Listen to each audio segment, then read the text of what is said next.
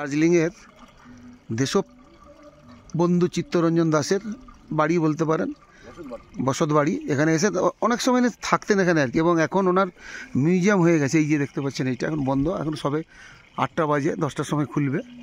তো দুর্দান্ত, অনেকে জানে না। দার্জিলিং এলে আপনারা অতি অবশ্যই এই দেশবন্ধু সংগ্রহালয়টা দেখে যাবেন। আমরা এসেছি, আমরা 42 জন আইনজীবী নিয়ে ডিস্ট্রিক্ট সিভিল বার অ্যাসোসিয়েশন থেকে আমরা ট্যুরে এসেছি। সবাই এদিক ওদিক নিজেদের মতো ঘোরাঘুরি করছি। তো সেই সঙ্গে আমাদের আইনজীবীদের বললাম চলুন একটু ঘুরিয়ে আসি। তো সেই এটা হচ্ছে ইটারনাল হোম, চিত্তরঞ্জন দাসের ইটারনাল হোম, দেশবন্ধু মিউজিয়াম। সঙ্গে আমাদের রয়েছে আমাদের ডিস্ট্রিক্ট সিভিল বার অ্যাসোসিয়েশনের ভাইস প্রেসিডেন্ট সম্মানীয় অভিজিৎ মাইতি মহাশয়। উনি আবার আমাদের পূর্ব মেদিনীপুর ট্যাক্স বার অ্যাসোসিয়েশনের সেক্রেটারি, আবার রাজ্য ট্যাবেরও ভাইস প্রেসিডেন্ট।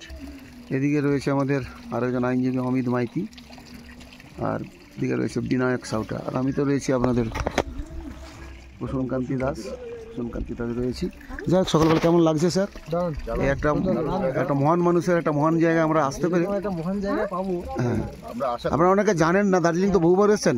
এই আমাদের অভিজিৎবাবু 20 বার দার্জিলিং এসছেন। এটা কিন্তু অস্বীকার করার তো উপায় নেই স্যার, এটা জানারও তো দরকার আছে। ভবিষ্যৎ প্রজন্মকে আমরা কি বলবো যে না, সুযোগ হয়নি, সময় সুযোগ হয়নি।